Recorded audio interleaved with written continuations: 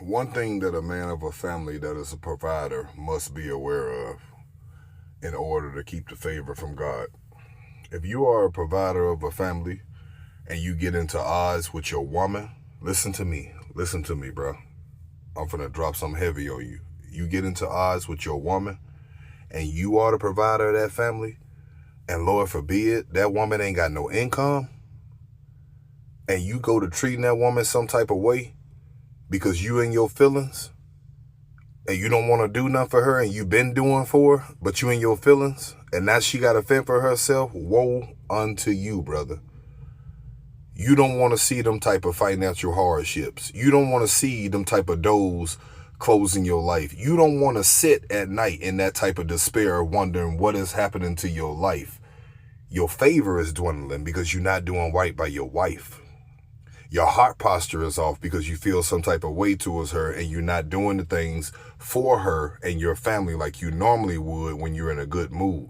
First of all, you got to mature, brother. You got to mature. That is an immature young man. That's not a husband. That is an immature young man that's married. There is a difference between a husband and an immature man that's married. Nugget. Sit on that for a second. But it don't matter what type of state you are in. The word in Ephesians tell us we are to love our wives as Christ loved the church. We are to sacrifice for them. We are to lay ourselves out there for them. We are to be there for them no matter how we feeling. Like, do you know the way that us as believers make Christ feel with the things that we do? But he's still there. The Spirit of the Lord is still with us, never take his hands off of us. That's the same way we're supposed to be with our wives and our children as a man and a leader and a provider of a home. That is our way of submission. I know a lot of men say, I don't submit to no woman. I don't have to submit and all that. The Bible say the woman submit and the man just love. We ain't got to submit. Let me correct you, man. Both parties submit. They just submit in different ways that comes together for the better good of the family unit.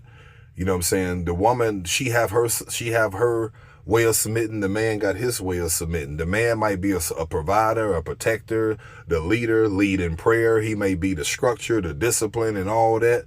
But the woman may also be the nurturer. She may keep the house up. She may, everybody got their role. That is the submission. That is the submission. That's just simply what the submission is. Playing your role for the better good of the whole unit.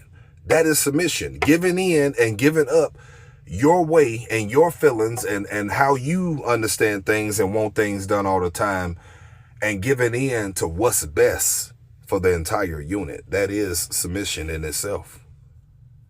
Lightly spoken, but that's in a nutshell, that's what submission is. Working together for the better good of the unit outside of what self may feel like.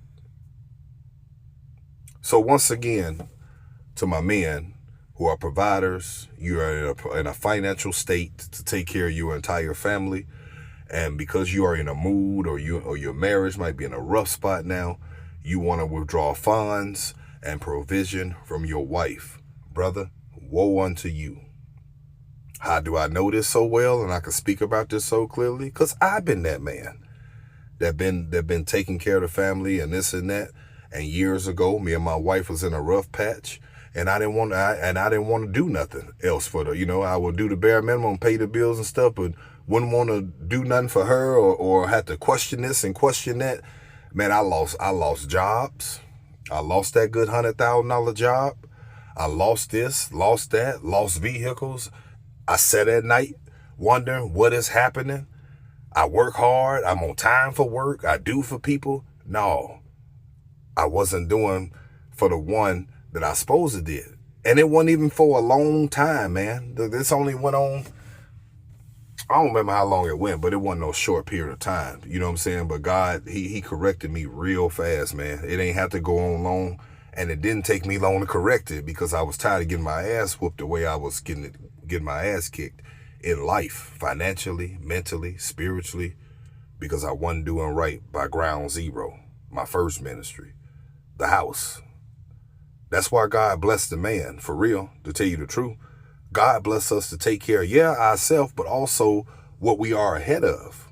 That woman, those children, that household, the responsibilities that we all have: food, transportation, roof over our head, water bill, light bill, all these things, man, vacations and family days out to have fun, bowling, movies, all these things that a man is really crowned with the privilege to be able to do for a family. Because truth be told, God don't need you to provide for your family. He can do it. But the reason, just like when God gave the men gave the men the fish and the loaves of bread, and not the women and children. He said he fed men, not including women and children. Why do you think that was? Why do you think that was? That's order right there, because the man was supposed to take what he earned and give a piece of that to the wife and children.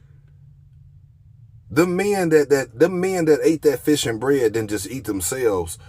They had, oh God, they had enough left over for their wife and children as well. That's the same thing in present day. God bless husbands so that man can bless his family.